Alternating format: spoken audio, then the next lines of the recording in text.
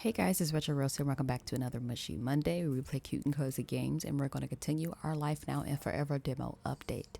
If you are new here, again, my name is Retro Rose. I play a variety of games from indie horror, adventure, visual novel, um, big titles, AAA, you name it. Just stuff that I genuinely enjoy, and I hope that after you watch this video, you become a part of my Rose Garden.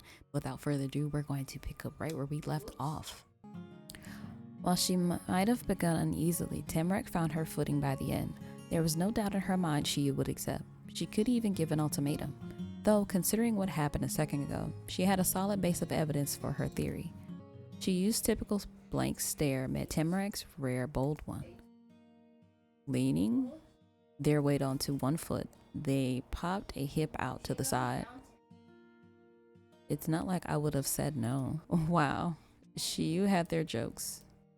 It was done. Tamarack could breathe a subtle sigh of relief. She acted tough because you were there. Having someone she trusted on her side was a confidence booster. But Shiyu was autumn air, frosty and untouchable. You had to brace yourself for it or build a tolerance. You may hear my little one in the back. And Tamarack was far more sensitive to the cold than she had been as a kid. So that was the status quo of things on Acorn Road, Oregon, USA. Distance, uncertainty, and tension.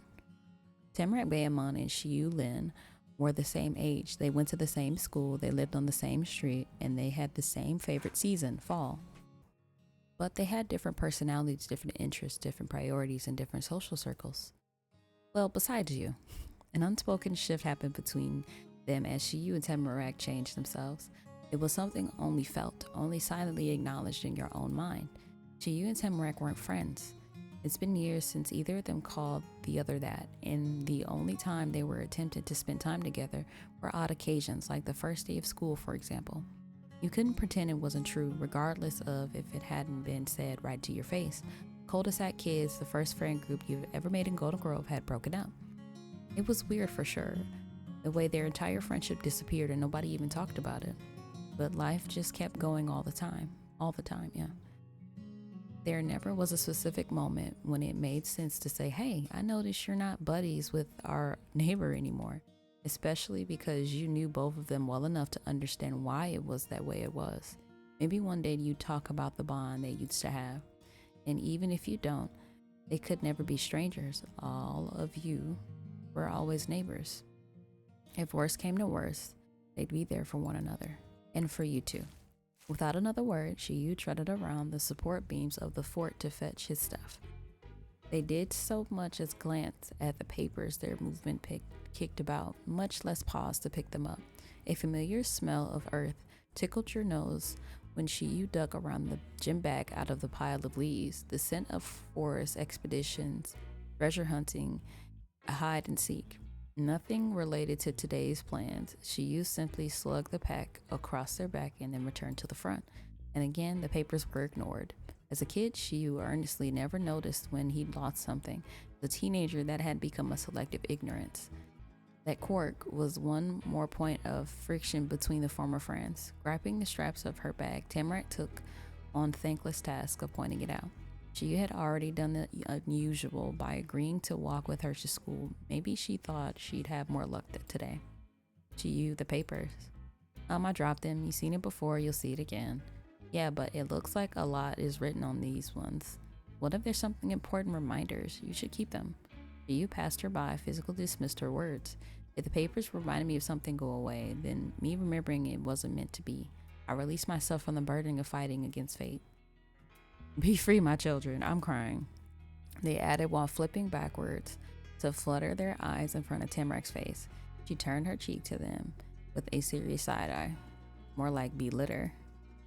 Tamarack hissed. That was the last of the one-sided conversation. She wouldn't try to reason with that logic. It seemed painfully pointless. It seemed that way probably because it was. Shiyu wasn't going to be moved by any argument Tamarack made. You knew it. She knew it. Shiyu knew it. Knew it. They concluded months ago that they'd spent enough of their life gathering lost pages already.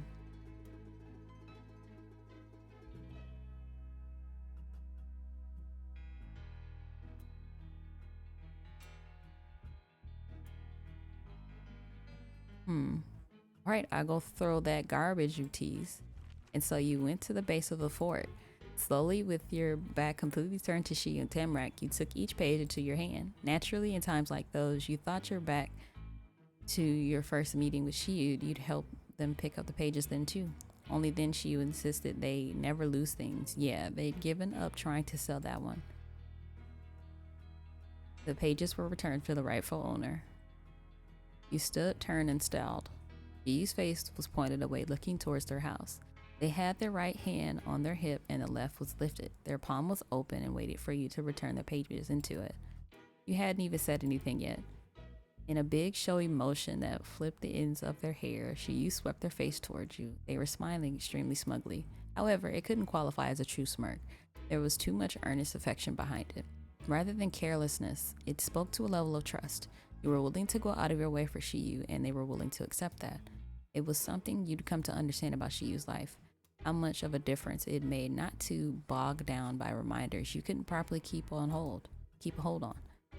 What could seem like a minor inconvenience to an outsider was a constant struggle for them. It was why you never had and never would stop helping out, no matter how many times you had to. You took their stack from your hand. Thanks, Rose. Now it was done. Let's get out of here. You was not getting their bike then, but they never did like pushing the bike around or even going at a leisure pace. It wasn't worth it to them with you and Tamarack walking. Then, I want to take both their hands. Can I take both their hands? You took Tamarack and Shiyu's hands in yours. Both, huh? It was a bold choice, that was for sure. Its shock and awe on their face made it perfectly clear. Tamarack's warmth managed to come through even in the freezing winter. Shiyu's palm was icy. They must have been out for the cold for a long time. Tamarack smiled awkwardly, though generously at your affectionate attitude. Shiyu pursed their lips at being attached to Tamarack through you. You'd force up the lingering discomfort between your neighbors. But you weren't willing to go forward differently. Both of them were important. And it wasn't only because of your own feelings. You couldn't believe Shiyu and Tamarack hated one another, or even that they wanted things to be uneasy in the cul-de-sac as they were. Well, it's like, also, you have to think about it. They didn't really have a friendship to begin with. Shiyu did try to invite Tamarack to the group. Tamarack was like, I'm cool with just chilling with you. Like, you do your thing, we do our thing. Tamarack was never necessarily interested, at least in my opinion, in cultivating a relationship with Shiyu. They just all happened to be there. And he was like, hey, we're just like this cool group. And she agreed to the fact that they were a group, but they never had a close-knit relationship. And I think as they're getting older, that's just more apparent now. If one of you could help bring together the others, it was up to that person to do it. You held tight to Tamarack's snug hand and Shiyu's chilly one. Shiyu's. Bleh. It was then that, together, you left the old neighborhood behind. First day as high schooler was looming on the horizon. Soon you three passed by the Murray house, the yellow one with the fence Ren had nearly outgrown. Ren took his own front street into town. He didn't come back here. Some mornings you ran into him partway to school. Most times you didn't. These ever-rolling hills outside the cul-de-sac reminded you of your first day of school. You've been a little whirlwind back then. Tamarack and Shiyu had been there, riding the same high. Now you knew better. School wasn't fun. Classes weren't something to look forward to. This was a march to misery. You glanced over at the people with you. Shiyu landed Tamarack Bayamon. The part wasn't different, at least. Well, besides the obvious fact that those two acted differently as teenagers. Tamarack's steps were short and many, and stuttered motorboat trying not to be swept away by the current. Shiyu simply rode the waves. They wandered along lazily. The whirly arch of the main street rose in the distance. You made it out of the neighborhoods. Walking along the sidewalk, you caught your reflection in the dim windows of empty stores. So many buildings were permanently closed, your face was just hollow. From there, you took a turn into Golden Grove Park. Using that to cut straight through town was the fastest way to get to middle school, high school building. It was bustling. Between rows of trees, you could spot silhouettes of locals moving about. Elderly residents were on morning strolls, trying to stay spry at their elevated ages. You couldn't come up with a single memory of Shiyu struggling with the storm. An event like this was not going to be the first. They raised their arm towards the open sky. Hey, when it rains, it pours. You and Shiyu stood there side by side. Temeric had broken the chain, but you were able to keep holding hands with Shiyu. I'm not going to let this make me a total mess. And she was absolutely determined not to show up at school looking like a drowned puppy. Some bad weather wouldn't defeat her. Temeric grabbed a hold of what she had been desperately searching for. Just in time, her bangs were beginning to stick to her slick to her forehead. Oh, it's so pretty. She popped open a pastel pink umbrella. Its lacy trim matched the edge of her shirt. Letting out a sigh, Temeric pressed the handle close to her chest. She was amazing. This scene could have been a Victorian era painting come to life. Get over here, Rose, before you get wetter. You dragged Shiyu towards Tamaric's umbrella with you. Unfortunately, the shelter was only wide enough for the owner and a single guest to use comfortably. You weren't a little kid anymore. So that was how you and Tamaric got warm and cozy, while Shiyu was left literally out in the rain, a foot away from safety. They stared at the two of you from beneath the rim of their dripping fur hood. Are you serious? That didn't work, sorry. Under the patter of rain, you heard a snort. Then it happened again, and finally, a damn burst. Tamaric broke into full cackle. Well, I thought you liked the rain. You rolled their eyes. The rest of their body turned with that. They swung around on one heel to stop facing you, but they didn't release your hand. Poor pouting kid.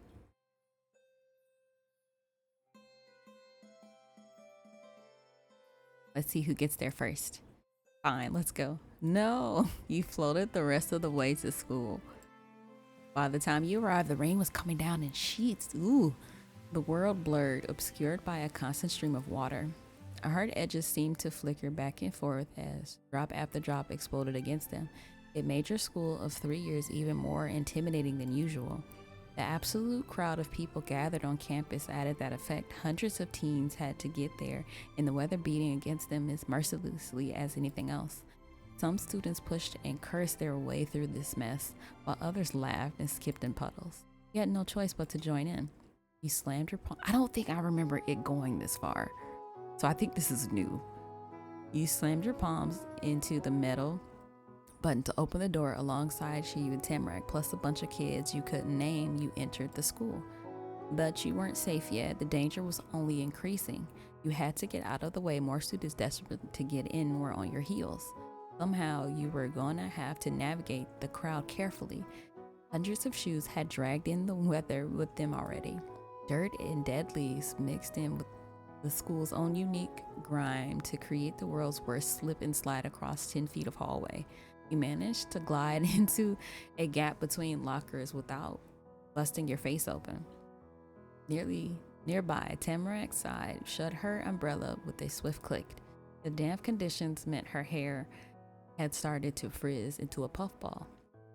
It was a lot like when she was in elementary school. We did it. You got through okay too. They flicked their hood off again. I didn't want to be here today. I told everyone that. Look what happened. Their arm rose high. It showed off how soaked they were. Mom hates when I get wet and cold. She's sure gonna not regret letting me stay in my room for the rest of my life now. You've gotten out the rain, but the door kept getting flung open so often that the hallway wasn't any warmer than outside. It chilled you to the bone. And thinking of the door never being closed more than 30 seconds, someone else barreled through. A burst of green appeared against the backsplash of autumn oranges, reds, and yellows. Oh, who's this? Combat boots screeched to a stop. An ivy-covered dress swished. Serenity Shaw. Ooh, 8th grader extraordinaire had arrived. Serenity? Tamarack? Oh, she's so pretty. The two reached for each other, linking hands. Tamarack and Serenity were a pair in many ways. For one, they both had unusually long names. It'd be easy to cut them short. Many students did, but Tamarack and Serenity said their friend's full name every time. They were also girls, sort of. Serenity was a demigirl. She, her, they, them were good. Yeah, I'm a demigirl, because I go by that too. They switched between pronouns pretty much every sentence. They grinned your way. Hey. She was one of Tamarack's friends. You never hung out. They were one of Tamarack's friends. You thought she was okay. She was one of Tamarack's friends. You thought they were a bother. They were your friend. She was closer to Tamarack too. Hey, Serenity. I can't believe I'm friends with the high schoolers. That made Tamarack you, not she you though. She was definitely aware of who they were. Everybody was. With a smile, Serenity paid respects to the star of Riverview Halls. Despite never being close, she had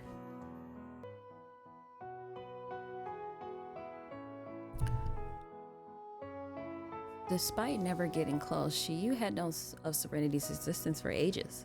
As always, their localness topped yours.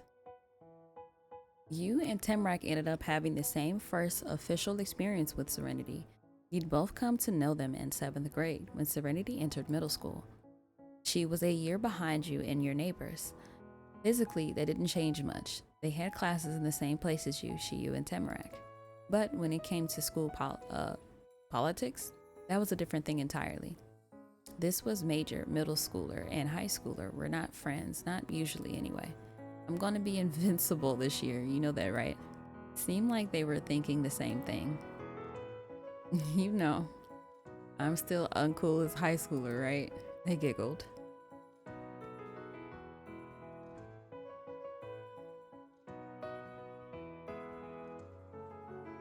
You're welcome for the cred.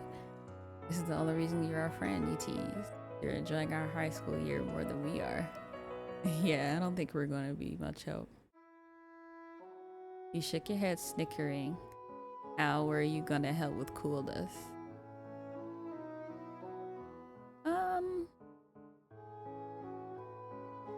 Yeah, I shook your head, snickering. Hold on, I'm not kidding. How did you forget this already? Middle schoolers think anyone at high school is awesome. And you got lockers closer to the front. I still gotta go get to the end of the, oh my God, the end of the school. Peace out. What? She was only 13. Serenity shouldn't have to use words like that. She continued not saying a single word as Serenity swept on by. We should go. Steps in the sink, the three of you walked towards your own lockers. The cul-de-sac kids were still sticking together. Unpacking your school info, you searched for the most critical parts. You scanned over a dozen pages themselves. Hey, who's your homeroom teacher? They leaned in closer. That question was aimed directly at you. Timrak could probably answer too if she felt like it. You'd already been looking and you found the answer. Wow, Mr. Murray. Oh, so we're getting another Murray. Mr. Murray, room 28, another Murray class. That hadn't happened since the 5th grade. And it was as true. Murray, not some other random guy with the same last name as Miss Murray, you knew. The only teacher the Murrays in Golden Grove were married, yep. Couple with 2 kids. You managed to get both before your standard education ended. Some people in town said that was good luck, others didn't. Some would wish you were the best in your time of hardship. It's Mr. Murray. Mr. Murray? I've got him too. Their eyes narrowed at you from over their winning ticket, also known as schedule sheet. I knew I was the Murray's favorite. Tamrak pushed herself to keep up, speaking over the din. Yes, Rose, same homeroom for the whole year. She skipped along. If there was a room no one else could see, she would leave. I'm in Mr. Murray's homeroom too. Wait, that means it hit your friends at the same moment. You and Tembrek turned to one another. Somehow, out of every possible combination, you ended up in the homeroom together, all 3 of you. They're doing this on purpose. Totally. Wow. Come on, this is how it should be. Shiyu girl, Temrek side, and everything was right in the world. The group moved on from that as you kept pushing through the hall. You searched over the pages with extra interest. Besides homeroom, there were the other core curriculum classes: science, math, PE, English, and the second language. Students actually had a choice with the last one, 2 specifically, Spanish or French. Those had been the options since middle school. Emmerich had always taken Spanish and she went with French from the start. You didn't have to ask them to know. They do the same thing this time around. You decided on, because I would normally take up Spanish. I've never really been into French. Spanish. You needed to improve your Spanish. Yeah, because for me, I've studied Spanish. That's been my go-to. Um, Spanish. You needed to improve your abilities. Your strides felt more in sync. Each of you called off class sets and the other teachers you had. Math in second period, English for Mr. Glenn. A session was study hall, back and forth, back and forth. It was like a game of tennis in the middle school. The shape of this year, the bad and the worst, began to form in your mind. As much as you disliked the school, at least it shouldn't be hard. Your grades were excellent. Last on the list were electives. There were several options for that, ranging from a student's only chance to explore the creativity to treating teens like many adults, even more than regular classes did. Your friends were perfect examples of each of the end of the spectrum. GU side up for a work experience, an intro to business. Seriously, those were electives and she was doing them. Pretending to have a job wasn't enjoyable for GU. They saw it as a chance to get something worthwhile out of their day in this joint. When school was finally over, she wanted to be ready to support themselves. Besides, they couldn't handle anything that required imagination or group effort. Their true hobbies were kept nice and safe out of the school's reach. As the exact opposite, Temrek had been getting into scrapbooking in their spare time. She decided that was a good enough reason to join the yearbook. Oh, that's so cool. It was another way to explore memory keeping. Her other elective was the same as it was last year and the time before, the orchestra, school orchestra. Temrek played the cello. That's crazy because I used to play the violin or the viola, but that was like middle school for me. Electives were meant to let students be themselves, to decide on their own what mattered in their education. However, 2 classes some days a week was not enough to encompass a whole person.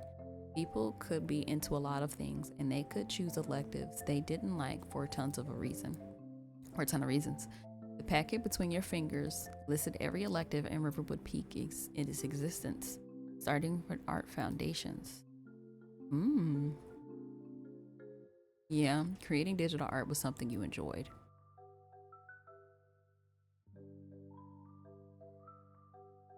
Creating traditional art was a hobby of yours. Yes, that is too.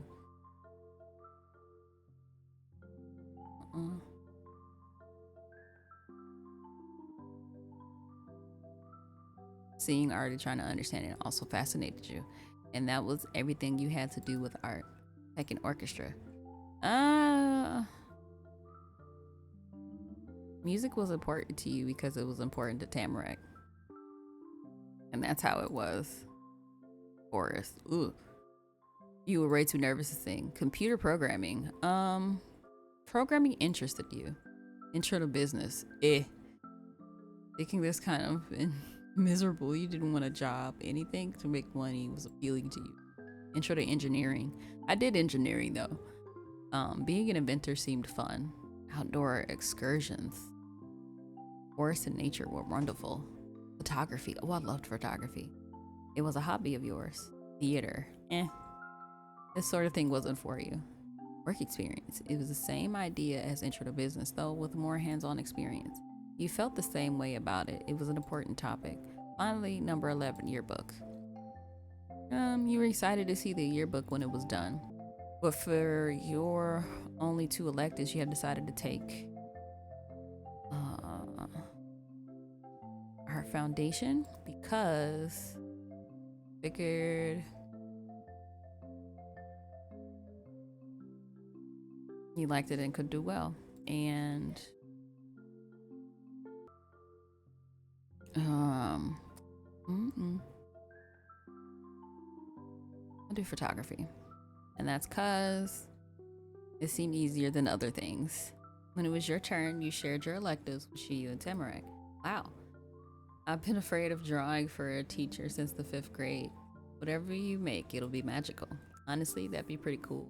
You weren't being graded on it. Since you are, it's repulsive. For me, it's bad for me. You'll probably still have a good time, Rose. Don't worry too much. After going over your entire set of classes and sessions, you found out you'd have periods with Tamarack and Shiyu both in there. It wasn't elementary school anymore. You wouldn't be spending all day, every day in the same places. Then you abruptly stopped. That was it. You made it to your locker, locker 109. I don't remember my locker number. A narrow blue door, uh, about head height, identical to the rows and rows of other people's lockers. The school really didn't do anything to make itself not seem like jail, even even your things had to be locked away in a mini prison cell. Oh wait, Tamarack's feet uh, faltered. Her pink boots caught on each other. I forgot my number after going over all the classes and everything. Let me check. She tore through pages trying to get back to where she'd started. The packet rustled noisily. She held their own schedule in one hand and then gazed down at it, and head and mouth cocked to the side. I forgot why we were walking in the first place. She slammed a palm into the locker right behind you. Random passerby jumped at the even more random banging, and you slowly turned around. This one's mine. The smack wasn't enough to claim ownership. You tipped over to lean their entire back against the spot. They completely posed by crossing their arms and legs. It's so nice of you to visit. With a massive whine, Tamara continued the trend of being loud, though she had also been the one to start it. My number isn't anywhere near yours. I have to go. Oh Lord, she stumped off to lockers unknown, waving behind her. Ah, sorry Rose, maybe we'll get to be seat neighbors in some of our classes. Bye. Before Tamara disappeared around the corner, you called out laughing. Hey, text me if you get lost. Someone's gotta make sure you make it to class. Yeah, it's us for you. Oh, right. Okay, you could have lived with that. It was just gonna be you and you inches away every day, and that wasn't nerve-wracking at all. That was what you kept telling yourself. If only Tamara could be there too. Reading the codes off your info package, you twisted the lock face. Oh, I hope we could decorate a locker. Right, left, and right again. Grooves on the knob pressed lines into your fingers. Then the door popped open. You got it. I kept my outer layers on. But you hadn't gone to any of the classes yet. There wasn't a lot to do. You were mostly just getting to the locker. The handle was completely scuffed up, and the door sort of bent. That was with you and the wrap doors. A horrible sound pierced you to the core. Every little thought in your hair shattered. Your teeth clenched. So did your stomach. The bell. It was inescapable. Anywhere, even near the school building. Glanced around in a haze, trying to get some idea of where you were compared to where you needed to be. Your gaze searched above and rush of teenagers passing behind you. You had their forehead pressed into their locker. They never opened it? Probably not. They didn't put their jacket away, at least. But they managed to groaningly peel themselves away from the wall. Let's walk together. We're going the same way. Swinging the locker door shut, you closed with a bang. You legged it to homeroom with Shiyu. Outside class, you linked up with Tamarack again already. You made it on time. You made sure of it. Many people wandered in after you. It was the first day.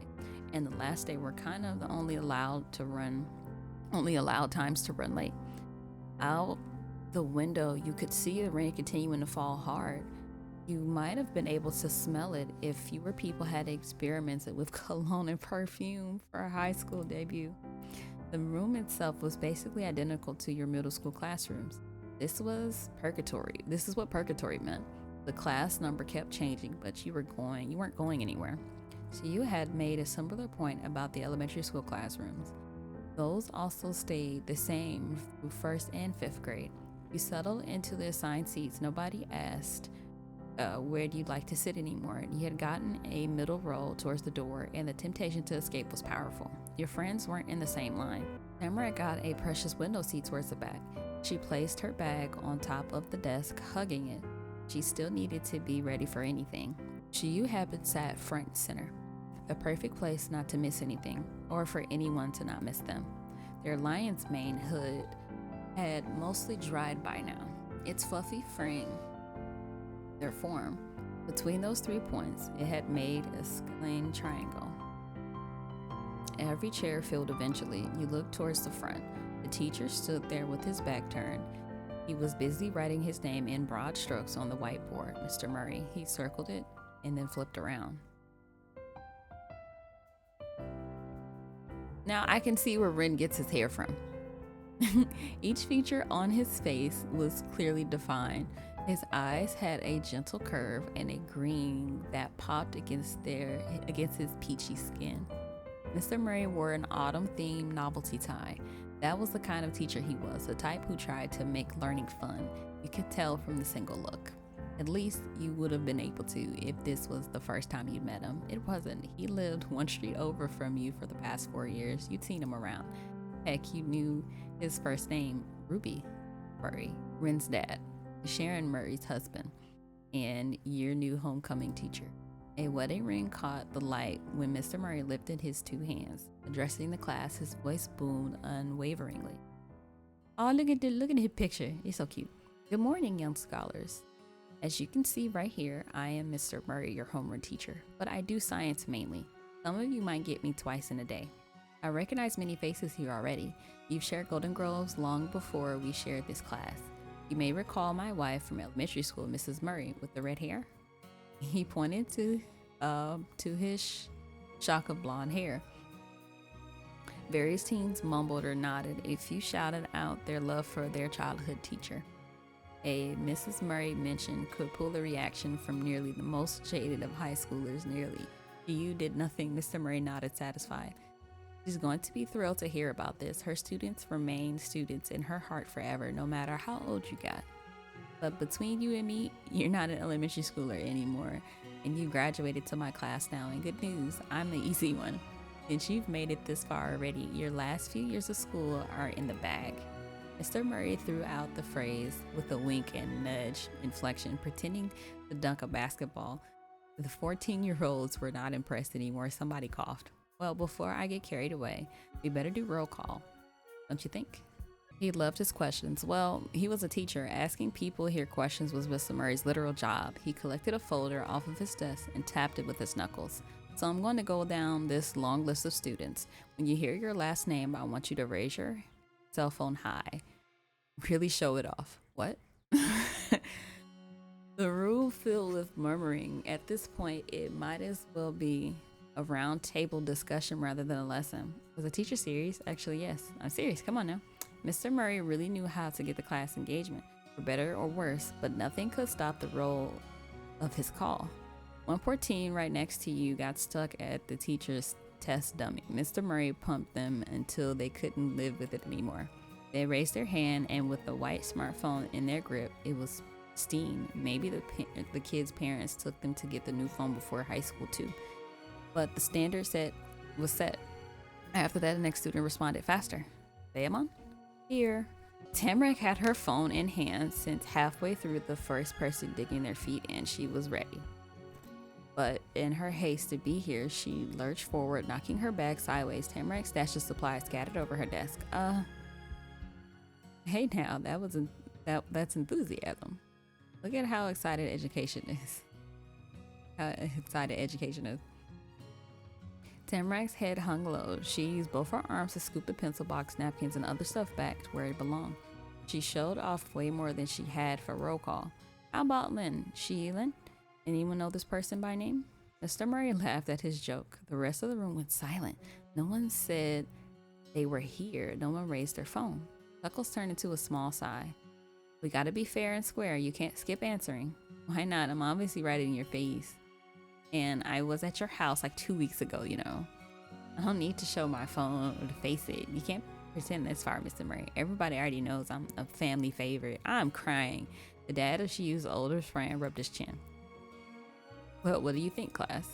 This time he did get a response. Leave them alone. Move on already. Please end it. Were a few of the loudest cries. Not everyone was on board with such a clear bias. You heard demands to see the cell phone, but there was more than enough support. She folded their arms, still ruled the school. Fine. I'll see you here, Mr. Lynn. You watch more than a dozen people play high school show and tell before you experience the same fate. Smith, Rose Smith. Here. He raised your phone over your head. Got you down, Smith. He moved along to the next victim, crying at victim. When everything was over, Mr. Murray tossed the folder back on his desk, barely stopping to check where it was going.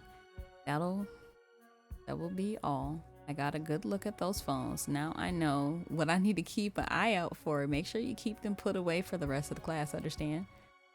See, I knew it.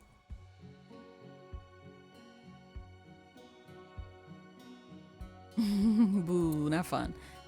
Didn't Mrs. Murray pull little tricks too? You distinctly remember groans and laughs being normal in your old, colorful class. It must have been the teacher's couple thing. We'll do the standard here tomorrow. Mr. Murray tightened his tie. Serious business was coming now. Next up, I'm going to make sure everyone in my homeroom understands their schedules and where to go. If I can help it, you'll each start this year fully prepared. Please take out your course sheets. While the students unpacked their actual school stuff, Mr. Murray kept speaking. He went over how they were sign-up sheets for teams and clubs and bulletin boards in the main hall. Tryouts are going to happen soon. If you want to take extracurriculars, don't wait. You can put your name down between classes during lecture or after school. Homeroom was brief, not even half as long as a normal class. The goal of making sure every student knew exactly what to do for the rest of the day and entire year was absurd. He attempted to explain how to get from one area of the school to the other, the logic behind schedules, and how on earth to keep track of switching sessions. Obviously, it didn't totally sink in. There were plenty of students who couldn't grasp it and a lot who didn't care. After barely 20 minutes total, homeroom ended. The bell rang again. For your first real lesson of the day was science class that took place right there with Mr. Murray. Someone out there really hated you, especially since a lot of other people weren't that lucky. Around you, students were getting to their feet. Mr. Murray directed traffic, offering advice along the way. Remember, this is a biology class. If you're looking for chemistry, then it's biology because you gotta go. I'm crying. There was another part of the day you shared with both Shiyu and Tamarak. The two stayed exactly where they'd been. From behind, you could hear her the tapping of Tamarak's shoes. It was her own type of Morse code. You understand the quick beat well enough to know what it meant. She was happy. In front of you, Shiyu popped a low peace sign. They didn't look over their shoulders. That draw too much attention.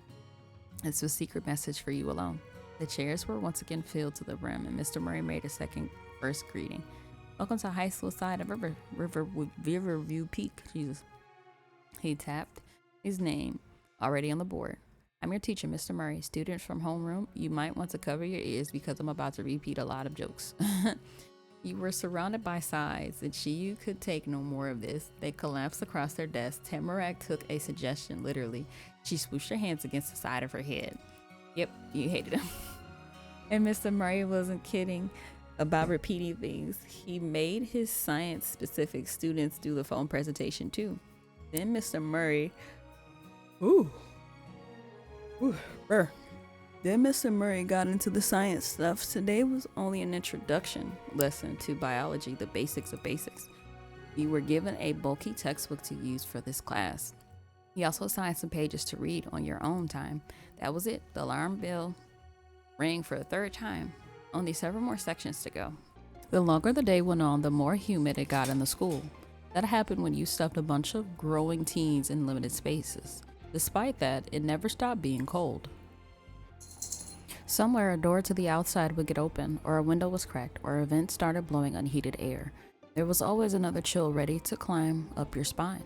Morning turned into afternoon, and you darted from class to class.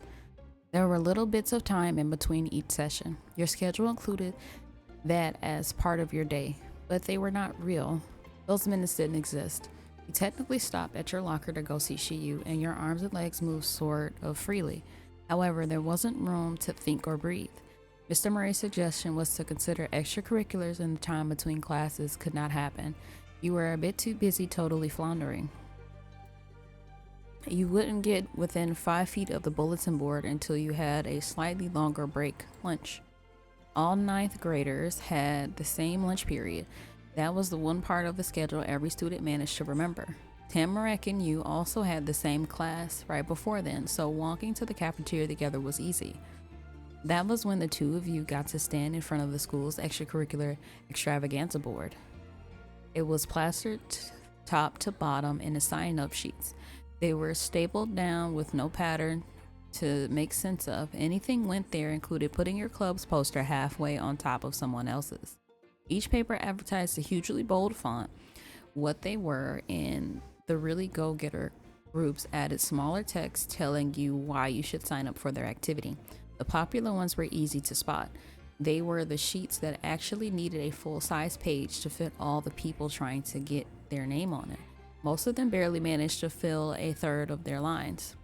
Tamarack stared at the dozen of possibilities facing her eyes wide, and she rejected them all with the shake of her head. Tamarack exclaimed her inner thoughts, "For your sake, I've got to focus on electives." The arrangement of ninth grade yearbook was not the source of her worries. It was her cello playing, Tamarack's music. Over the years, you'd learn about your friend, how little she believed in her own self. No matter how long she practiced, Tamarack felt incapable of creating her own magic. Tamarack changed tact and looked over at you. She didn't need to see things she couldn't have anymore. Do you know how orchestra is having a recital for family members in a few months? Yeah. My parents are going to be there. Mom called back and said so. Oh. That was the reason to be worried. Her parents are going to be there in the flesh watching. Ooh, still a flicker of excitement went off in your chest. They cared about Tamarack. Cared about. Don't worry, Tamarack. You'll be great. Thanks, Rose. Whatever anyone felt about it, at the end of this season, the school's orchestra would perform the first recital, and Tamarack's parents were going to be in the audience. Ah, you can look at the sign-ups. She squished her own cheeks. I'm not trying to stop you just because I can't do it. Tamarack didn't want to rob you of any happiness, and talking about her parents sure wasn't going to do that. So you let it go. Your gaze swept over the board and its many sports team posters. There were a handful of clubs too. When counting the electives, Riverview actually covered a lot of things people your age might care about. It got you thinking about some of your other interests and disinterests. To video games were the super interesting, especially when it came to how they were made. And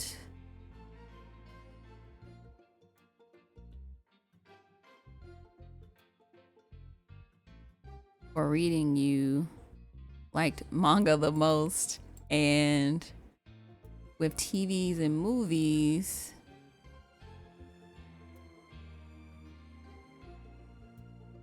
you enjoyed some genres and there were others you didn't care for. And you didn't keep thinking about all of it. You lost count of how many extracurriculars were on display before you'd even found all the sports teams. With students spending 8 hours in school and even more doing homework, you couldn't imagine someone joining more than one or two extracurricular activities, if they cared about any. You gently considered signing up for something. You began searching your bag for a pencil, pen, something to write with. Wait, stay there. Huh? The shout gave Tamarack a shock. Though someone was no surprise. You both knew the voice. Serenity jogged over. They were breaking the school's speed limit. She must have found her locker after all. Serenity wasn't wearing her extra layers anymore. Without the black puffer jacket, her only cool factor was the boots. It made it so much more obvious that they were a year younger than you and Tamarack. Serenity was a little sweetie. They didn't say hi. She didn't have to breathe to spare for greetings. Instead, Serenity got into a hasty explanation. I've got to get to another class. 8th graders already had lunch, but I needed to talk to you or you wouldn't have been able to think of anything else. Her evergreen eyes stared directly into Tamarack's red ones. You're in the orchestra, right? I just heard. Obviously, they just heard. It was the first day of school. Tamarack hadn't gone to a single practice yet. Knowing any sooner would have been impossible. News traveled.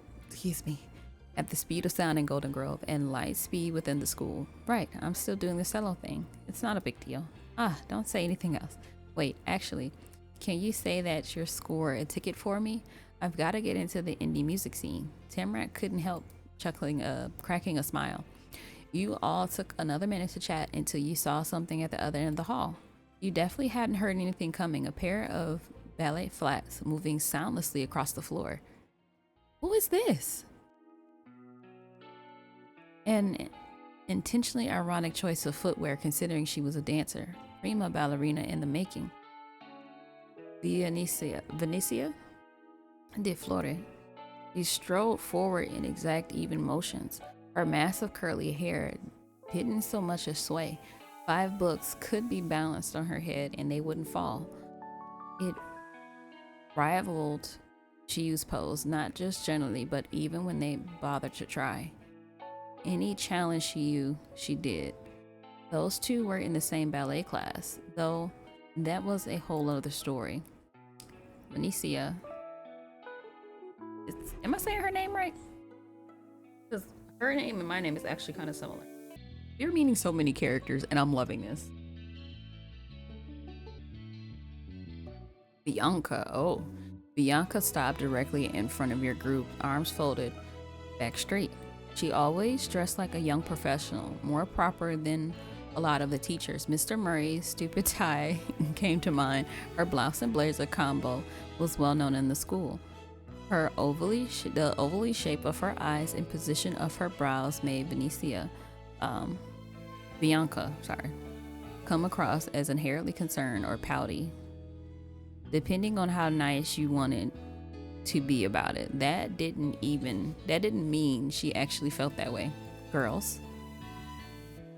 But right now, maybe she did. The other girls turned. They finally noticed what you had already had. Tamarack paled immediately. Meanwhile, Serenity reached for Bianca no differently than they had with Tamarack. Bianca accepted as eagerly too. It finally put a smile on her face, and it was a win for Bianca. Hey, Bianca. Hey, Serenity, Tamatak, and Rose. Oh. Yeah, she said Tamarack's name wrong on purpose. Bianca met your neighbor in 6th grade when Tamarack was a little wilder. Bianca had never ever let that go, much to Tamarack's embarrassment. Unfortunately, Tamarack found the thought of asking Bianca to stop calling her that even more humiliating. One thing was for sure though, Serenity and Tamatak was memorable. It could be a sitcom or a cartoon. Haven't seen you all day, it's lunch. Tamarack did her best literal Tamarack act, still and silent, put the girl in a forest and she'd fit right in with the trees, and she was named after. What, have you been hiding from me? We're friends. The accusation didn't strike as an axe, more like a sharp fragility of glass. It sooner hurt Bianca than the people it was pointed at. Tamarack or Serenity or you could have avoided her, and Bianca would be powerless to do anything about that. Bianca was Riverview's gal's girl. Her collection of female friends as a full-time gig. All someone had to do was ruin her day. Was 1, be a lady, and 2, brush Bianca off.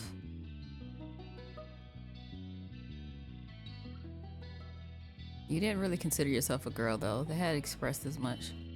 You were into the converted. You didn't always consider yourself a girl, but it was enough for her. No, I haven't, not on purpose. We must not have anything nearby, and I didn't want to bother you by showing up out of nowhere on the busiest day of the year. Same, I don't go to high school yet. Middle school is over there. Tamarack might have been making excuses, but Serenity was telling it as it is. They twisted around to look towards her side of the building. Bianca released Serenity to cross her arms again. You're so nice. She opened her eyes again barely. But you can bother me. You should bother me. Bianca jabbed her finger towards Tamara like you were about to witness a shakedown in the middle of school hall. That's what friends are for. She punctuated it with a definitive stomp of the foot. In those ways, Bianca reminded you of how Tamarack used to be. Oh, that was most incredible about that was Bianca probably got those little quirks from copying Tamarack herself when she had done most of them the most. Calling her Tamatak wasn't the only thing Bianca had held on to. You recall Bianca being more restricted when you first met. Tamarack outgrew stamping her boots and sticking her hand in people's faces most of the time, when it came to strangers anyway. But a history of it stayed alive in the people she influenced with it. Wow. You didn't think much about Bianca. She wasn't horrible or amazing. Hey, you could still text me Tamarack, Serenity. You don't have to have class together for that. Bianca did not let people off easy. This was why she had a reputation for intimidation. Few people could make the concept of keeping in touch with such high stakes event. Sure, later. And Rose, do you have a phone yet? When will I get your number? Dog.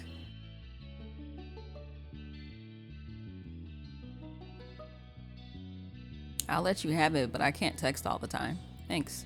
Bianca got right down to business. She saved your number in her vast list of contacts. That was enough. Bianca had a lot of friends and a lot of hobbies. Her free time was limited. She waved, her cell phone still in hand. I've got to get in the cafeteria. I promised to sit with some girls from homeroom today. Bye. Bianca fluttered away just like that, or she would have if her clothes weren't stiff enough to automatically reject the concept of a flutter. The second the lunchroom door swung closed, Serenity snorted. She wound her voice up high and let it fly. How the heck are you spooked around that girl? She wants you to like her so bad, Tamarack. I wasn't spooked. You were something. Do you know how much she talks about the way your hair sparkles? Serenity themselves got a spark out of them. She had a brilliant idea. I could tell you a lot. Oh, she's smiling with her teeth. That began to ramble first about Bianca's opinions on Tamarack and you and them, though it didn't stop there. Serenity continued without thinking, diving into whatever Bianca's news was she was aware of. Apparently, Austin, one of the many girls your age, was torn between two loves and loyalties, Bianca and Shiyu. Should you be listening to this? Should someone stop them? But that was when Shiyu themselves rounded the corner. Serenity clammed up instantly. Her lips were super glued shut. Tamarack put her hand on her hips. What were you saying about getting spooked? Serenity could only grumble out the corner of her mouth. It's different. Shiyu's not trying to be my friend. Shiyu came closer. They didn't stop until they were close enough to have become part of the little group. They kept their hands in their pockets, mouth closed, signaling their arrival with their eyes and mere presence. Hey, thanks for coming over. Hey, Shiyu. Tamarack twisted her shoulders comfortably in the icy breeze Shiyu had brought. Something magical happened when Tamarack was around anybody more uncertain as she was. Ow. She could remember that Mr. Quayland was the simple tea next door. Tamarack was throwing cashews off the bridge for Shiyu to catch. A single one in 5th grade. She knew them. Hey. Shiyu jacket covered chest turned sideways. You're signing up for this? Their arrival had continued a stream of interruptions, but they were the first to bring things back to the original topic. They had caught you directly under the school's bulletin board. Too cool for school, Shiyu didn't have extracurriculars.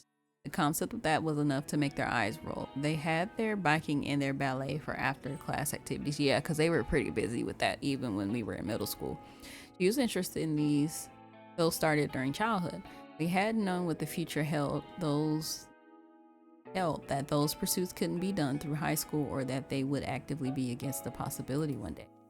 Things just worked out for them. It gave Shiyu more of a reason to focus on those rather than anything that might be contaminated by the education system. Hey, alright. Shiyu waited right there and they had to see where this was going. Tamarack and Serenity watched too. The pair was on either side of you. Your fingers finally found a pencil. You pulled it from your bag and wrote your name on the poster for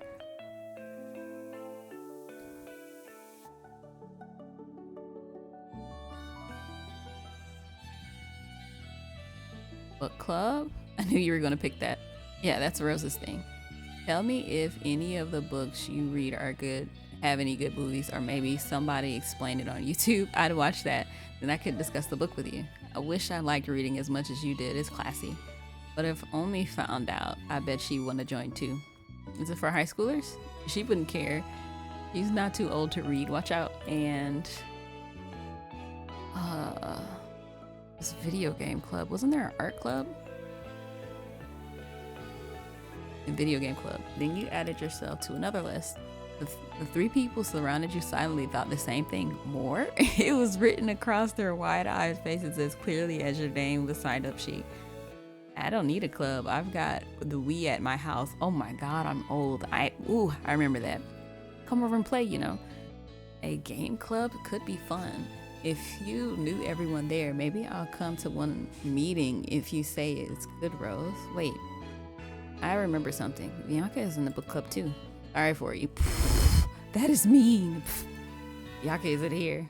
Actually, before Serenity could explain, everybody got it. Between the kids, still trying to get it to the cafeteria, was somebody against the stream. A young lady in a headband. elbowing anyone in her way. Bianca was coming back already? You'd run into Serenity twice today too, but there had been some classes between then. She didn't join her girls. Bianca squared her feet and a few strides away from Chiyu. Bianca wasn't impressed by them. One of the very few people who could claim that. If other students did, they kept those thoughts to themselves. Not Bianca. She got right to her dagger sharp point. Are you joining tryouts this season?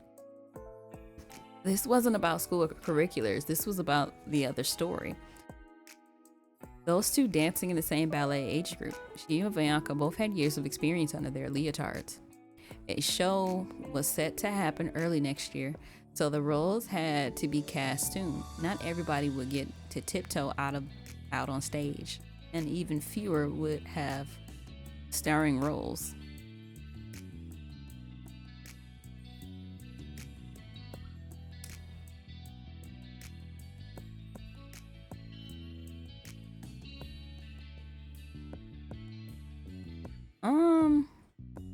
You were at the same place for lessons, but a different style of dance. Managing normal schoolwork, dance practice, and two curriculars was going to be a real balancing act. You had a good poise, though. Are you listening? I asked if you were auditioning for a recital, Chiyu. Bianca kept coming at Chiyu, showing a full range of her intimidating aura, flashing eyes and furrowing brows, and this time it was intentional. If this was years ago, she would have had a joke up their sleeve to diffuse attention. In 2014, they had a single word reply. Nah. All Bianca's bluster, all of her posturing, all she had only got a nah. Bianca didn't take that and run. She couldn't stand her ground. Bianca and Shia were two of the most popular people in your grade. They were the top performers in their matching dance form. There were other things they had in common too. When you thought about it. They were dressed in cold, mute colors. At least one person in this hall right then found one of them hard to approach, and their names started with an uncommon letter found by an I. But that was totally superficial, kind of a stretch even. When it came to what mattered, Chiyu and Bianca were opposites. All right, why not? Don't you want to see if you make the cut? Don't you want to perform? No, I think I just told you that. Bianca huffed from the depths of her soul. I don't get why you're even in the class if you don't want to do anything. I'm always going to be a better dancer if you don't compete. As harsh as the words were on their end, Bianca said them earnestly. You'd heard that tone of voice before plenty of times. A lot of people had used it, parents, teachers, friends. They had been desperate to get Chiyu to care. You'd never seen it work for anyone other than you. Including today, Chiyu's face scrunched. Their nose went high enough to give strangers passing by secondhand embarrassment for her. Chiyu had their own question. She an idiot? Oh my god. They didn't ask it out loud though. Chiyu was no longer a part of that conversation. To prove it, they started a new one. Or really, they pretend it was still where it had been before. Who decides all this? They smacked the bulletin board paper sheets, shook. It sounded like kicking a bush. Why are these our options anyway? Where's, I don't know, lacrosse. That's a sport, I'm pretty sure. Bianca could only stand there, arms hovered outward, mid-explanation. Completely at a loss, the quiet forest made of Serenity and Tamarack had nothing either, except for imaginary crickets.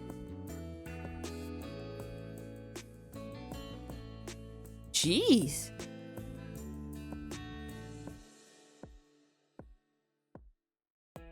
Yeah, Bianca, you don't have to push Chiyu, and Chiyu, you don't have to ignore everything. Of course, Chiyu brushed that off as well as they could with Bianca.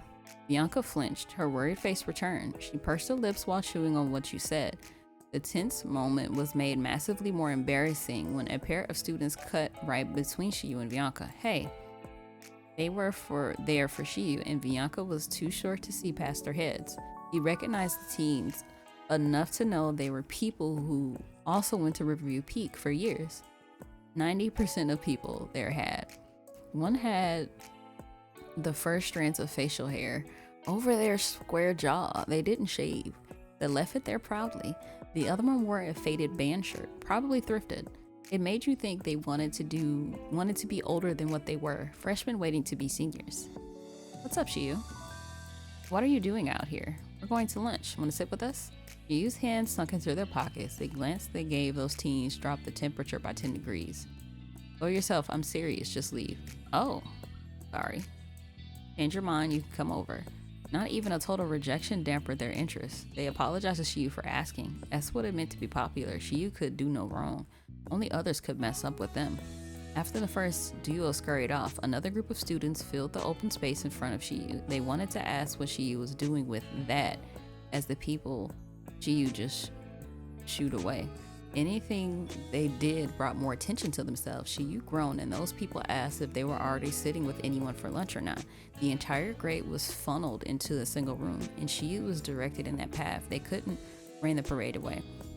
Stop to check on Shiyu's rejected rival. She was on the fringe of the crowd. Shiyu didn't have to pretend not to notice her now. It was genuine. She'd been forgotten. Well, by Shiyu. When Bianca turned to leave again, Serenity called out, "Bye, Bianca." He mauled, blowing a kiss at her friend. Bianca looked over her shoulder. She smiled.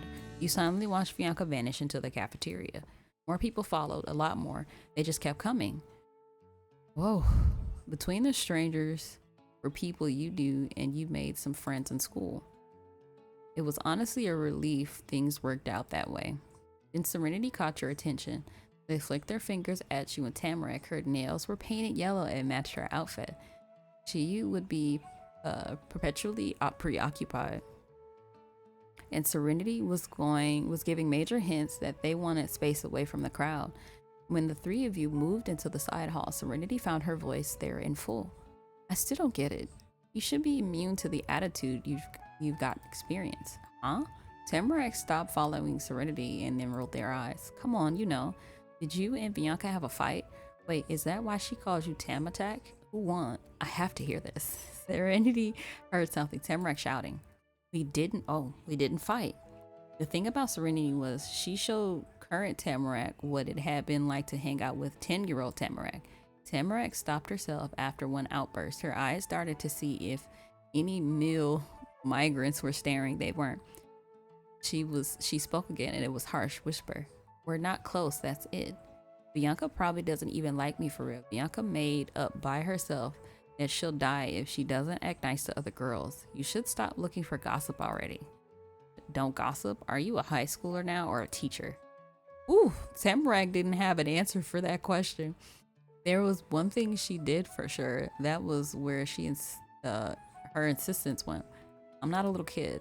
The obvious implication was that Serenity was being childish, and that was the very worst thing a teenager could be. Oh, no way. Tamarack and Serenity had a stare down. They pulled their shoulders back and stuck their necks out. Despite Tamarack being a grade above, Serenity was the same height as her. Sparks shot off of their face, pulled closer. A millimeter before they bumped noses, Serenity caved. Ninth graders are so dramatic. I'm done. I gotta go to class anyway. Tamarack pumped her arms in celebration of being the very most stubborn. That wasn't exactly proving her point about not being a kid. See you later, Serenity. Bye, Tamarack and Rose. Serenity scampered off to class. It made Tamarack sigh. Only thing left to do during the lunch break was go eat. Cafeterias weren't a friendly place for the unpopular. Rose, are you getting lunch together? Oh. You turned away from Tamarack to check the status of the hall. Shiyu and whoever had been surrounding them last were gone. They had agreed to sit with someone, or had Shiyu gotten so fed up they tried to escape and got followed. Probably that second thing. They wouldn't ditch you. Glancing at your phone proved it. There were new texts waiting. Shiyu wanted to have lunch together if it was physically possible. That didn't sound good. We gotta go in. You joined the rest of your entire grade in the lunchroom. Oh dang. It was absolutely free for all. 3-ring circus, a recipe for disaster, and whatever other term the adults in your life might throw around to describe a crowd. The cafeteria was one of the wildest rooms of the campus. It was not enough. The line of food wrapped around halfway through the halls. Every table was over capacity already. You counted more than a few basketballs bouncing around. A few teens had their butts directly on top of the tables. That was better than having to eat standing up, you guessed. This was day 1 of the year, and you arrived late. Of course, it wouldn't be a slightly stale but still safe to serve catwalk. Finding a place of your own or to be with your friend was impossible. Pure survival became the priority. If you didn't make it work soon, you'd be hungry for the rest of the day. Riverview Peak might have given students generous serving sizes of mashed potatoes and meatloaf if they bought lunch there, but it was stingy with how much time students had to swallow it. Tamarack struggled to snag a seat where she'd fit in. The youth strained to get enough room for themselves to eat, similar problem for opposite reasons. You weren't totally unwelcome. There were people who would have let you in on a good day, as she had written, if it was physically possible. But this was a bad day. The benches were filled from end to end. You ate your rations in the trenches. What should have been your first best chance, rest finished before you could catch your breath. Actually, you were more worn out than you had started. Your remaining classes dragged like nothing else. Boredom ate away at your mind. Somehow, though, it didn't. The final bell rang, and for the first day of 12th grade. From now, the class wouldn't be special until the last day of your year came around. You'd be expected to be productive, not complain, and basically accept the schedule as your life. You made your way towards one of the multiple exits, staring at the door ahead of you. Your footsteps bounced around the empty hall. Tamarack and Shiyu had stuff to do and things to see. Left you on your own for a little while. You were wrapping your first day as a high schooler compared to your initial expectations. You thought you hadn't been looking forward to it. School today had been great. Ninth grade was looking up. What a day. Moments from the afternoon spun around your mind. So much happened. It was fun, exciting. Tomorrow, you'd do it all over. You loved being in ninth grade. A hand of ghosting in front of your face put it into thinking. It stopped your walking, too. A hand ghosting in front of your face put an end to that thinking. It stopped your walking, too. You didn't want to give yourself a smack on the nose, but that pale palm was familiar. So were the braided yarn bracelets hanging off the wrist.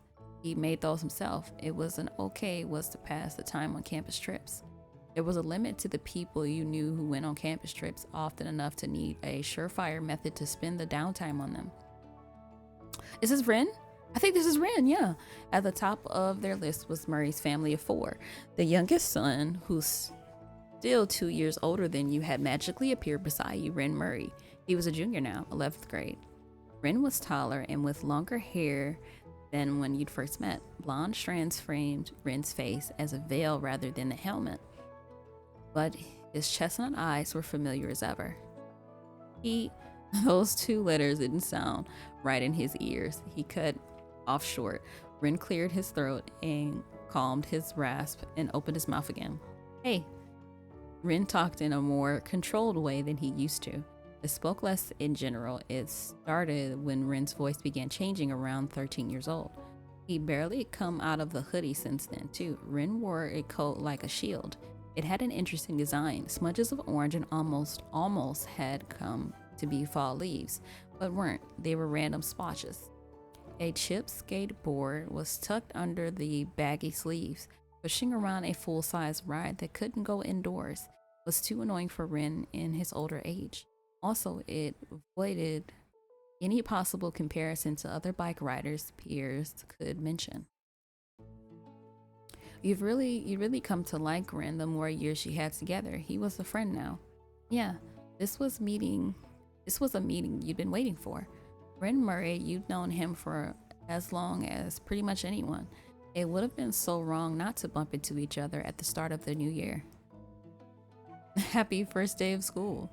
That got an airy chuckle. It sounded like a joke in Ren's ears. Looking at you there like this made Ren smile.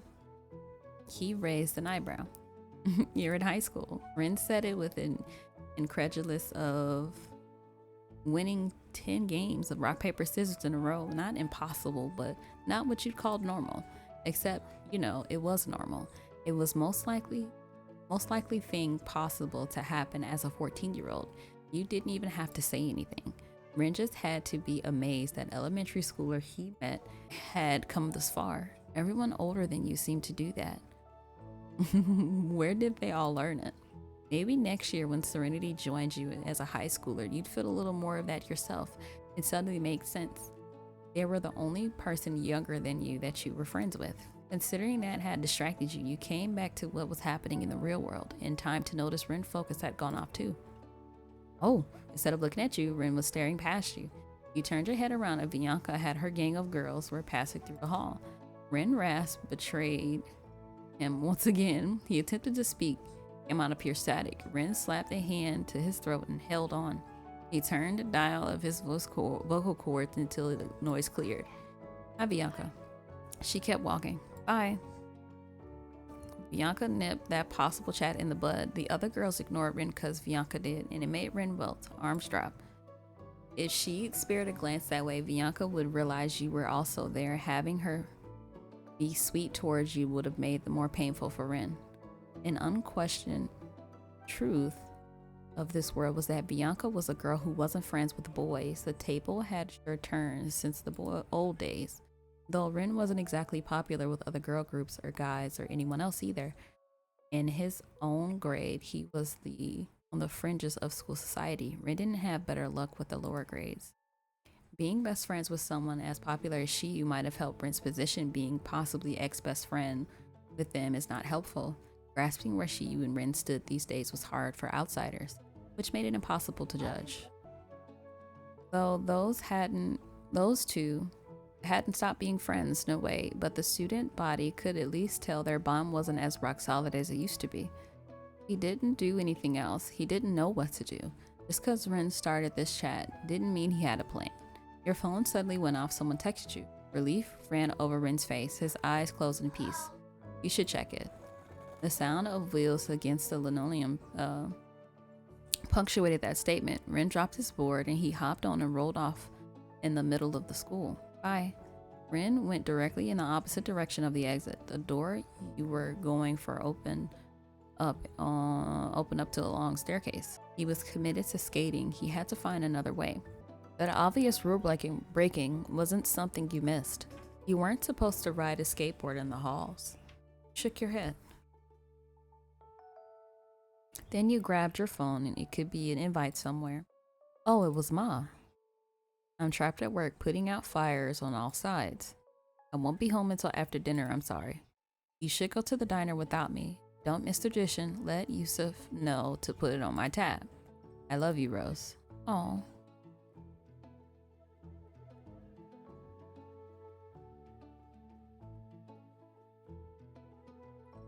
Oh.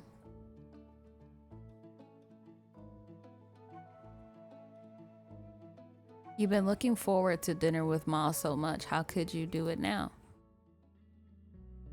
You already had your phone out. You text Q and Temrak real quick. Yeah, you began tapping away at the screen. It was hard to believe you weren't able to send messages like this until yesterday. You had to walk around until you found Shiyu and Temrak in person or asked Ma to borrow the home phone. But now you could check in with those two like nothing and they could tell you the answer just as fast. To Shiyu, can you text? To Temrak, where are you? Aren't we going to the diner? I'm still in the music room. You want to meet at the diner soon? Look, they already know. Having the power of texting also meant they could ask questions of their own. But both of them, really? You're completely different neighbors. Each went right to that.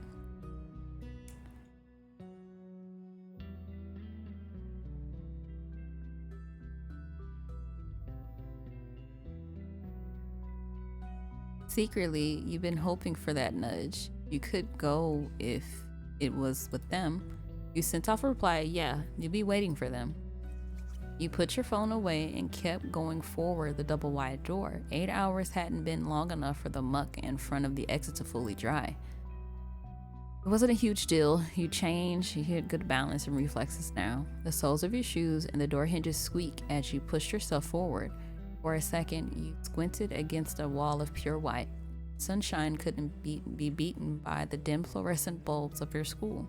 Outside, the sky had cleared as much as it could during autumn. Dense gray clouds had been cut open by beams of light, but shreds of them kept drifting through the sky. Each of the dozens of potholes across the parking lot had turned into puddles from the early rain. Oil-slick rainbows of green and purple rippled across their surface. Dampness seemed to seep into your body without having to touch a thing. If you dared place your hand anywhere, it could get soaked. The stair railing The reaching branches, whatever, the world was dotted with droplets. Those bits of water were crystal clear and sparkling. You thumped down each stone step. Your bag jostled from the movement. It was heavier than it had started that morning. You left at an awkward time. Teens who raced from the building at the first ring of the final bell were long gone, and people who stayed late for practice clubs or study weren't going to be leaving for a while. Almost nobody was here. The school grounds were as big and empty as you felt inside. Everything was far away. Nothing could distract you from that. You wish you could walk with a friend. You see Shu and Tamarack soon. You had to remember that much. You wondered how Tamarack and Shu were going to react when they realized both of them were invited to the diner table. After that day, you couldn't spare the time to worry about that. They'd figure it out for themselves later. Either way, you weren't imagining that they'd be surprised. Keeping the three of you together was what you did. It was basically a law of nature. Then you hit the path you'd taken to the park towards the main street. From there, you headed opposite direction of your neighborhood. It was going to be a trek across the entirety of Golden Grove. In the first half of your journey, you passed by people. They smiled and greeted you. Further on, you heard the calls of birds. Flocking of them flew over the forest. They were beginning migration. Days were short this time of year, and the mountains were tall. The sun was already starting to fall out of view when you arrived at the end of town. In a way, where you stood was the end of the universe. This one place was still where you spent pretty much every minute of every day. It had been for exactly 4 years. The cracking parking lot could easily pass as the surface of an asteroid, and beyond one station ahead of you, there was only an orange quasar that took up nearly your whole view. What shattered that illusion was the weight of your shoulders. You weren't floating in zero gravity. That was just pretend. You kept going past a handful of cars. There were a bunch of early diners in the community, but this restaurant had never been popular enough to fill half the spots. The massive diner sign was perched over you. The building was 2 stories tall, pretty weird for a small town diner. The second floor was used for storage, no matter how many rumors invented over other stuff that supposedly happened up there. Last story you heard was something about hiding stolen fine art. That'd be cool. You went ahead and stumbled in from the vastness. You left footprints along the diamond patterned carpet, quietly clattering, and a constant clinking of dishes replaced wind and bird calls. You hadn't been enveloped by this much warmth since you crawled out of bed that morning. All American diner like this, there were many possibilities. You could smell breakfast, lunch, dinner, dessert at once. Suddenly, you didn't feel alone. You were surrounded by familiar faces in the local diner. It was a small town charm had won you over in the end. You couldn't appreciate that as a kid. It took more maturity to recognize the coolness of having a spot like this nearby. Above the rest of the noise surrounding you, a particular voice called out from your side, friendly, familiar, most inseparable of this place. "Oh, is this Yusuf? Good to see you again." The diner's owner of the local favorite, Uncle, Mr. Yusuf. That was you called him anyway, Uncle. He wore a basic white shirt, a thick apron, and a working man's uniform. A single buckle on the apron strap shined like a sheriff's badge strapped to his chest. It was gold, same as the hoop earrings. Uncle had single-handedly managed the floor for years and hadn't quit that now. It was needed, and he could still balance 4 food platters on one arm without breaking a sweat. Table for 4? He was smiling, prim to welcome you into his establishment, welcome you home. That was another of the many adults who were watching you and the rest of the people your age grow up around before your eyes. The first time you met, you hadn't thought the guy at the diner would be a person you actually know. Uncle wasn't your neighbor or teacher. You were 10. Yusuf was super fun. You didn't think about him a lot yourself, okay? He was an awesome adult around. You wanted to be like that when you were older. I was right. Are your mom and friends joining you for your first day of school celebration? She's at work. She's not coming. Actually, table for 3, actually. I see gentle wrinkles formed around Uncle's features. His face settled softly as he picked up menus from the front desk. Come along, I can show you to a good booth. You followed along. He could have left this to the hostess, but he enjoyed making the rounds. Somebody had to keep an eye out for problems. Uncle walked and talked with you. It's on Opal's tab then. You managed to half a shrug. Who even cared? It was a few stupid entrees. She'll pay for it when she can. It's okay, but only because your families are regulars here. It would be an impressive con to come for all these years and then skip out on a bill. Jokes are always on the menu here. Too bad you hadn't ordered any. Going around the bend, Uncle stopped at a booth in the middle of the line. He fondled the stack of menus across the table. Exactly 3. I'll give you a minute to think. We'll start with the water. Water, you blinked. He already finished being the host. Now he's going to bring you a drink. Was Uncle about to wait on you the whole night? You were left alone there in the shift around on a squeaky cushion. You should check your phone. It had been a while. Your diner guest might need to reach you. Pulling out your cell, you noticed she had actually messaged you. They sent a snapshot of a tree. You smiled at your screen. Was this some kind of obscure clue for how far or how close they were? Or did they think it was just worth sharing? Maybe there was a bird hiding among the leaves. But it wasn't everything. Tamarack texted too. It said she was almost there with an exclamation point. She did not want you to doubt her commitment. You typed out that you were there and had a booth and to get here whenever. As soon as you traded your phone for a laminate menu, they had totally redone around 6 months ago, the newest thing in the entire restaurant, other than the food. The pictures weren't faded and the dishes got displayed in the better angles with decent lighting. A completely different font and color scheme was used to advertise the wonderful wonders available in this establishment. Yellows and browns out of the 80s had been blues and whites. Seriously, it never looked better.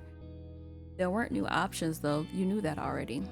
The diner table wouldn't upset their patrons, some who had come for decades, to get too fancy to take away the classics. You skimmed through the 4 pages and were about to surf in Turf's special section. And the door opened. You heard it happen and couldn't see who'd come in from where you were sitting. Had to be them. You slid over and stuck your head out from the side of the bench. In front you saw Tamarack. She made it. She beat you here. He was catching the usual hostess, Gwen. Uncle had become a waiter, so Gwen had her job back. The hostess gestured her hand towards the seating area. It led Tamarack's gaze directly to where you sat at. Tamarack could find her way there from there. The destination was right in front of her. Gwen wasn't going to leave the podium if she didn't have to. Tamarack adjusted her mouth into a proper smile and grabbed the strap over her shoulder. She took each step carefully. Tamarack did not want to get her boot hooked around a chair leg or something. She managed to reach the table safely. Hi. Before getting into the booth, she hefted her pack over her shoulders. Where's your ma? She's not here. She can't come. Oh, what? Oh my gosh, I'm sorry. Tamarack dumped her bag on the seat. Before she could join in, the diner doors flung open. Doors plural. It had loud enough to be both. There was a seat of double doors at the restaurant entrance. Most people only needed a single one to get inside the building. It took a certain kind of personality to pull that kind of entrance. You could guess who it was. Tamarack stayed completely still as you moved to check the front. The hostess, Gwen, had already pointed to the latest guest to head in. She arrived. Their gym bag was gone. They had their jacket over their shoulder. You couldn't remember when you'd last seen their confetti-patterned sweater in full. As you turned, they saw Tamarack not making any sudden movements, and you hanging out from the side of the bench. You waved, and they strolled over for no hesitation. At the table, Shiyu clicked into maximum attitude position, arms folded, a single cocked hip, and their head tilted the opposite way. The zigzagging pose meant trouble. I was gonna sit on that side. What? That side of the table where you're standing right now. That's where I'm sitting. Shiyu flicked an arm at the messenger bag sitting pretty much on the bench. Tamarack stared at it to not have to face Shiyu. She had a wound fist against her chest. You haven't even said hi yet. Hi, I'm Shiyu. I don't like facing the other way. It feels, I don't know, backwards. Well, I'm sitting there already. I was here first, so I got to pick. That's how it is. Let's do rock, paper, scissors. No thanks. Aw. seemed like she hadn't forgotten how ridiculous this was to her, to see Serenity be intimidated by Shiyu. It happened before. When Tamara got happy or annoyed enough to kick her doubts to the curb, she could be free. That boost would probably only last a day. It was never permanent, but the day wasn't over yet. Tamarat kept refusing to look at Shiyu directly. Instead, she slid her bag down the bench and scooted in next to it. Shiyu rolled his eyes, and then they got on the seat with Tamarat. Shiyu's mere presence forced her away from the center. She shifted further towards the wall while Shiyu moved away from the edge. Unbelievable. Shiyu and Tamarat were on the same side of something, and it literally began on behalf of the table, but almost never happened. This is such a stark difference from when we first met them. Tamarat sat straight up, her back rigid, her arms gripping the tabletop. Shiyu melted across the surface, resting their head on their arms. Of course, those two had some way of still to be opposite. You briefly explained that your mom wasn't in the bathroom or outside choosing an absolute best parking spot. She wasn't here. Shiyu got it immediately, and this was a table for 3. Neither of them asked why. Why had you invited them both? It was pretty anticlimactic, actually. You did always like to have them be part of this event, and Shiyu and Tamarat wanted to be there for it for you. Hi, Rose. Hi. Uncle swung by, then carrying a platter of water as if he was a river and this serving plate was drifting down his stream. Hello, Shiyu and Tamarat, welcome in.